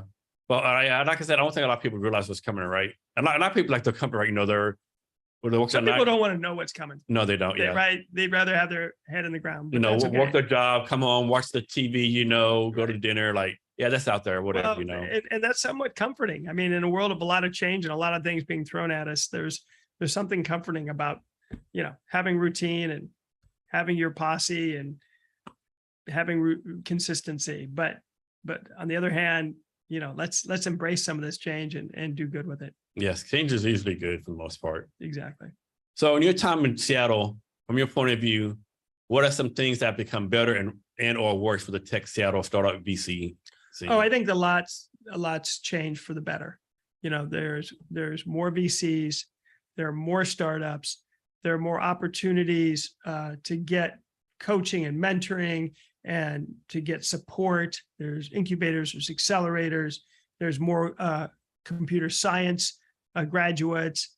I actually think Seattle's really having a great moment. And I think it feels like we're on such an interesting upward slope. You know, I read the statistic that Seattle had more white collar immigration during COVID than any other city, which was not intuitive to me, but it's still a great place to live. You know, we got to fix downtown for sure. And we got to get people feeling comfortable in the city and engaged in the city. But Seattle has so many things to offer from a quality of life standpoint and also for a business environment standpoint that I'm really excited. I call it home and plan to call it home. And I want to be involved in all of the innovation that's happening. So with the Seattle downtown, like I always say, like people with way more money and way smarter than me have not been able to solve it right. What can solve this problem? Like another thing, like people say Seattle used to be nice.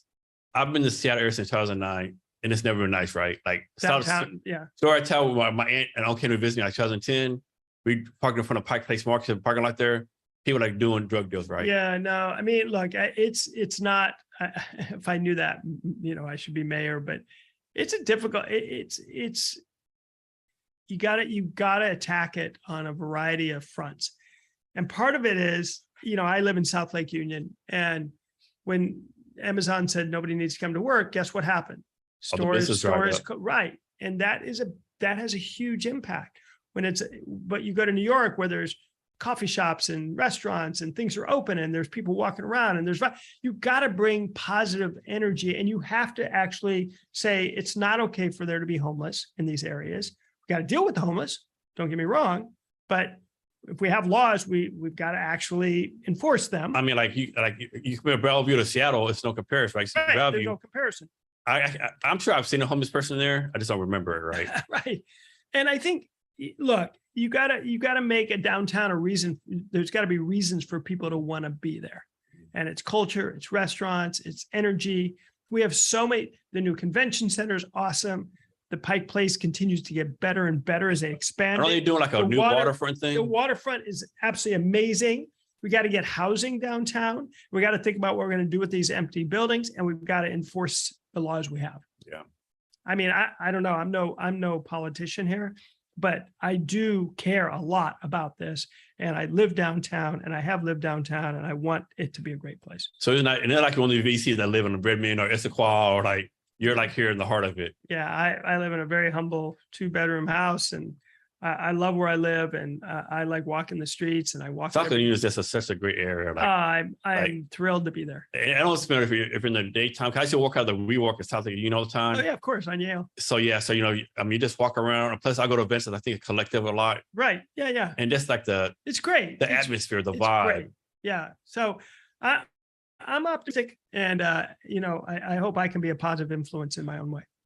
So back to something personal, and I don't know if you still do this, but you were a big ticket stub collector, correct? I am. I that? haven't been doing it as much as I want. Okay. I have storage lockers full of ticket stubs. And these events you actually went to? No, it's just I love the storytelling around and the beauty of the art of ticket stubs. And this is the actual ticket, that paper actual stuff. paper, Okay. and they've gone away. Yeah.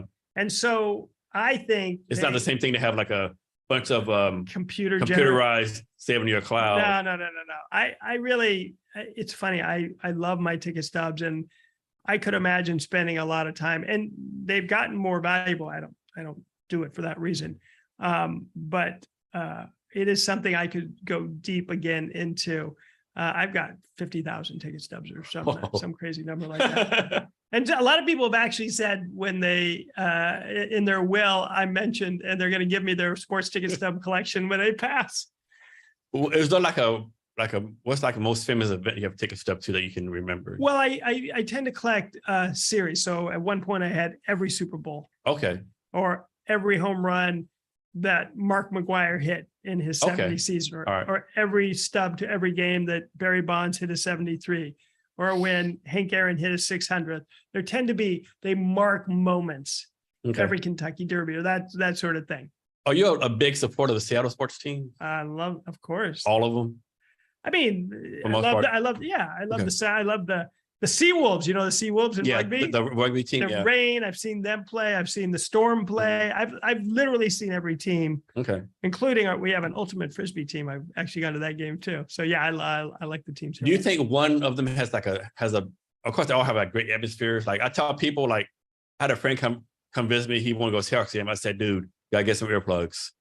Oh yeah, it's incredible. The football games are incredible. The Kraken right now, I mean, incredible story. Playoffs like second year, I think. Yeah, the Sounders they set the standard for Major League Soccer. It's we have a great fan base, and I'm bummed we don't have an NBA team, but hopefully we'll get one. And I think all of them have one championship or winning championship, like the Sounders, like they win every other year. That's right. The Storm win, pretty regular basis. Seahawks, they won like 10 years ago, but it's still competitive. Like, even last year, everyone they'll be like to win a game. Yeah, it's exciting. And what happens is sports brings community together.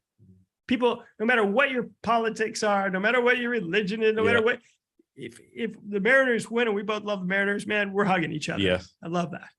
Yes. So next, you talk about some of your current projects. So you're talking about this, the search fund. And then let's talk about you also do a real estate fund in Texas. Yeah. So this is, I happen to, I do things that I personally am invested in and personally like. My family's been in real estate forever. I like real estate as an asset. Now, when you say real estate, you mean residential, commercial? But both. Okay. But this happens to be what I call a value add garden apartment real estate play. Okay. So there's nothing sexy about it. There's just, the simple premise is there's a shortage of housing. Texas is growing. you can add value to and up rents when you refurbish. It is a very tried and true formula that has consistently delivered above market rates of return. And so the guys involved who do the real work are fantastic. We've been doing it for years now. We've done 10 projects over the last 3 years. So yeah, it's fun. It gets me to Texas every once in a while. I get good barbecue that way. And yeah, so I'm involved in that. So I'm sure you've been on several board of advisors, haven't you? Oh yeah, I've been on lots of boards. So what does that company have to do to convince you to be on the board of advisors? Well, first of all, I'm passionate about the arts. And so I've been on several nonprofit boards as well. So to answer that question, I have to make sure I can add value, that I have the time and can live up to my commitment, and that I love the company. I want to be involved with the company. I want to really spend extra time.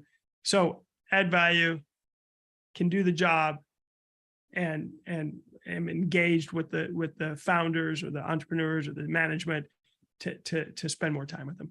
So talk about this. So I think a lot of people that are young in the 20s or 30s, like, man, when I get to 40, 50, 60, I'm gonna hang it up. I'll be done and dead, whatever the case be. But like at our age, like we're still pretty focused, right? So a lot of energy, right? Like I'm as focused as I've ever been. I tell people like I'm more focused now than ever, right? Like, how do you think that comes about? Is that some of the natural genetics or just like your drive? Like, it's a really good question. If you have kids, you wonder like, how do you impart that? Or are they going to be like that? I don't know. I think it starts with family.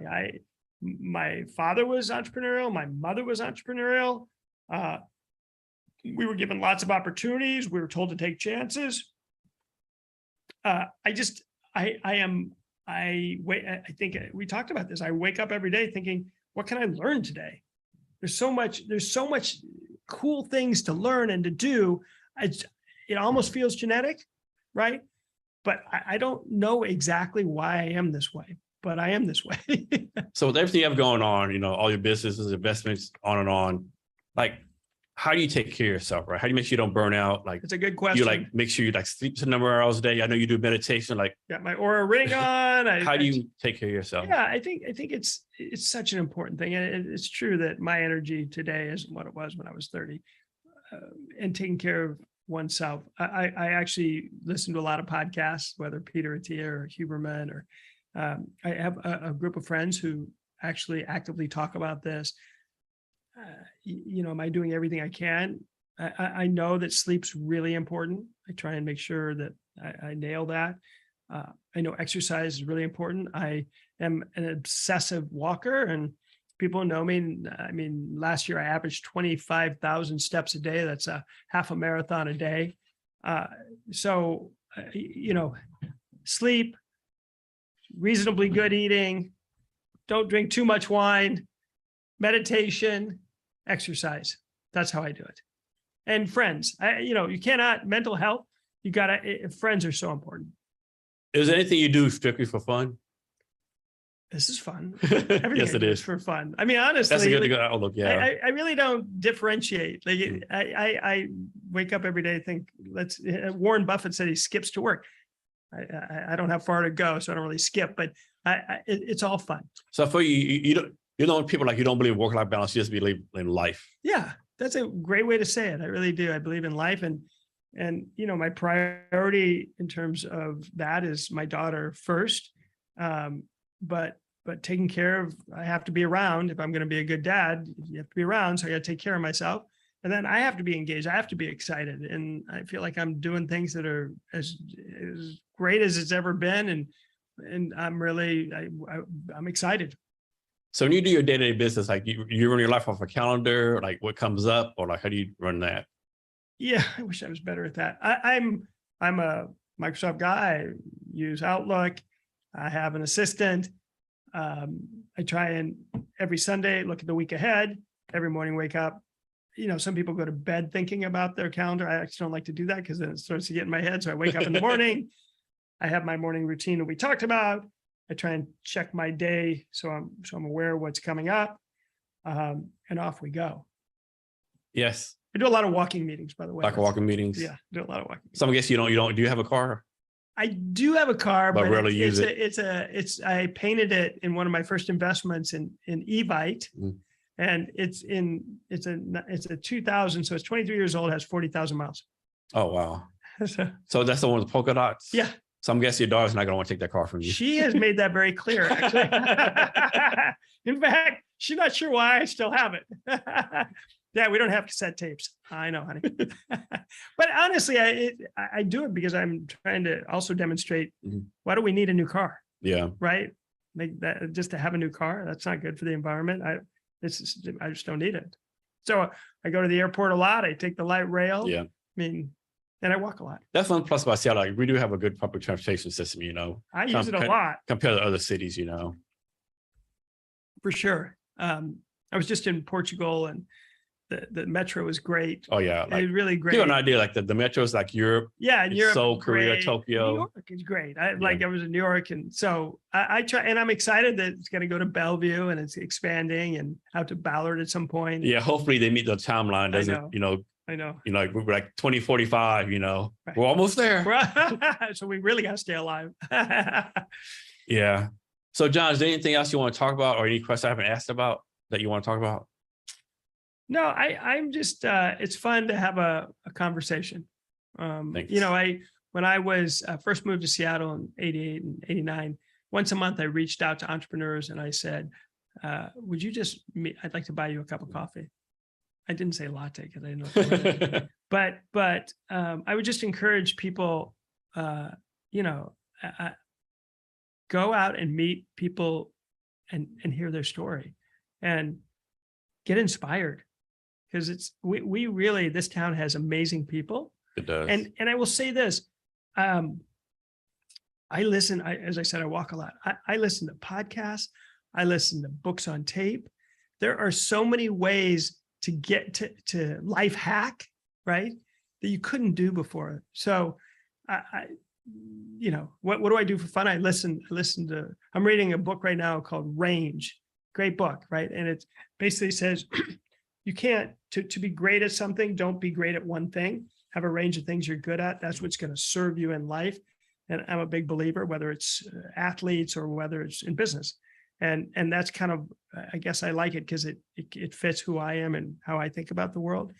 And so I would just encourage people to go get if you heard something on here today, like search funds, go look at the Stanford study on search funds, or wine. You've never had Argentine wine, go try some. I mean, just go try it. And that's the richness of life. And so, no, there's nothing else. It's just, I enjoyed the conversation. Thanks for having me. I think one important thing that you like about you, like you're doing like all these different things, right? Like you're just not only a VC, right? You're not only a wine person. Like you have all these very interesting stuff that keep your life vibrant and interesting, right? It's been a great journey. Feel very lucky. So John, I thought of a couple more questions. So first one is like, who mentors you right now? Like, who are your mentors and how do they help you out? Oh gosh, I'm extremely lucky. I'm been in a book club for over 30 years. And those guys are inspiration for me and full of wisdom. I'm in a breakfast group for, again, over 30 years. They're friends. But you know, again, it's not one person. I'm lucky I have people I can go to on various subjects if I need. If it's the wine conversation, I know there's some people that I know well that'll have my back, that'll give me the truth.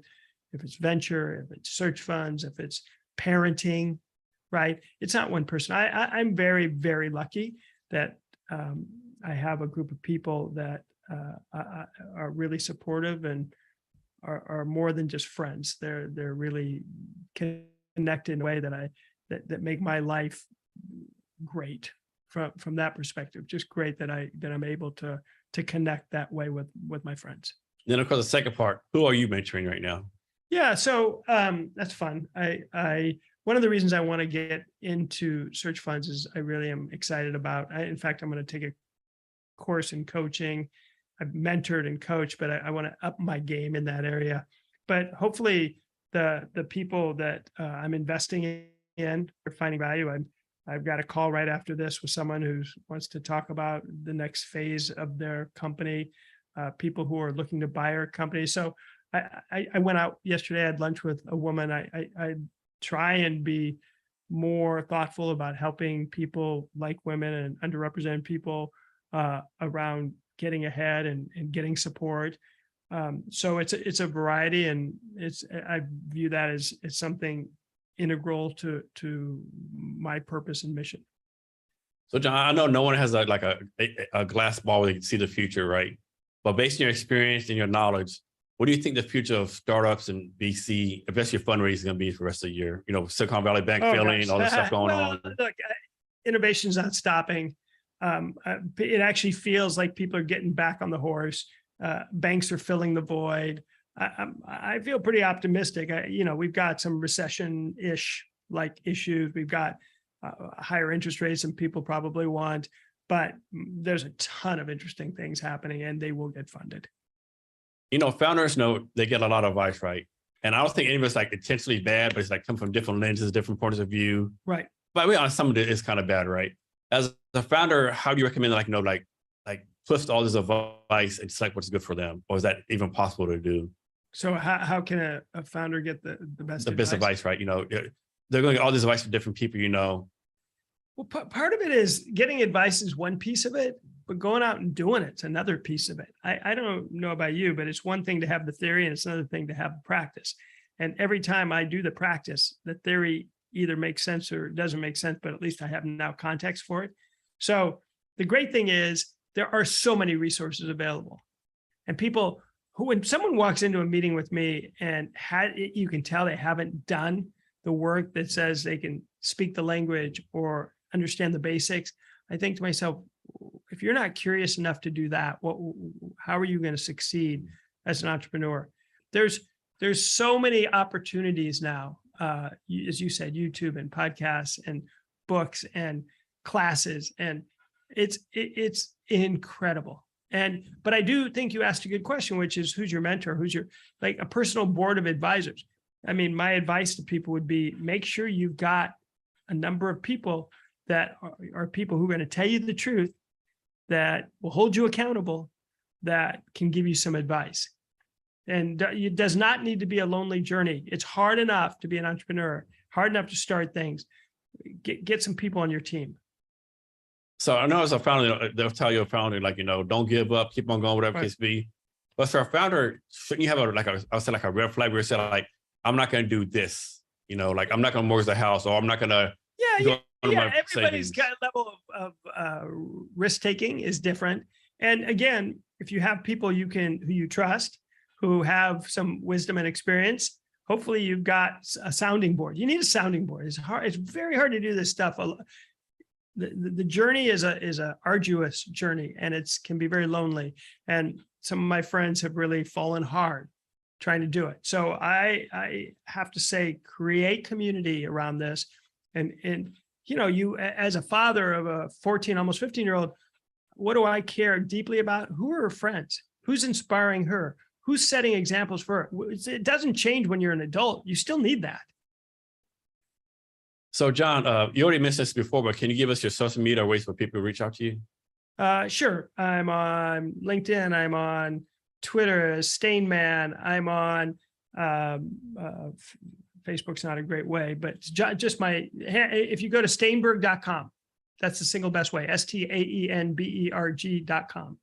And you can reach out to me that way. And John, can you give us any, you always gave us a lot of great advice, great value. Can you give us any other last minute advice on wisdom or anything you want to talk about? Stay foolish, stay hungry. Steve Jobs said it exactly right. We are such a lucky generation, and not everybody is. I don't want to pretend. There's a lot of pain and hurt in the world, and people have nots, and we all have a responsibility, in my mind, to be thoughtful about that and be giving and be try to help there. But gosh, I see so many people who have so much and don't even realize it, and skip to work and drink some good wine. That's my advice. You bring a good point. Even 150 years, maybe 100 years ago, where there's no electricity, they were doing bathrooms in outhouses, right? I would say, of course, there's bad stuff for it. General things most people have are pretty good, right? Of course, like if you're Sudan right now, life's not good for you, you know, Sure. different parts of the world, Ukraine's not like, but if you're in America, I mean, life's pretty good for you, right? And for a lot of people, not for everybody, but for a lot of people. And I think we tend to forget it. For those, a lot of people, and there's a lot of mental illness. There's a lot of problems, but I also think sometimes you just gotta, hit yourself in the face and go, pretty good. I know. Pretty good day. Like, you turn the TV on, man, this is not, what's that come on for? Like, give it a second, Right. Give it a second. Right. Exactly. No, it's right. Yeah. And so sometimes I'll probably walk out of this meeting today. And before I get in my car, I'm just going to look up at the sky and notice it and hear the birds. Yeah. Something and feel the breeze. Even downtown Seattle, right? Even downtown the sky's Seattle. there, the birds everywhere. Right. But you don't see them. You don't notice them, Right. That's right. So I'm going to go do that. Cool. So John, thank you for your time today. I really appreciate it. Fantastic. And to our listeners, thanks for your time as well. Remember to be great every day. Thanks, John. That's great. I go okay? Oh, yeah. Great. Yeah. Okay. And do you edit it or how do you do? Not really. Yeah. Yeah. No, like closing out, you would have had a popping attack. I would have ended that. Right. Yeah.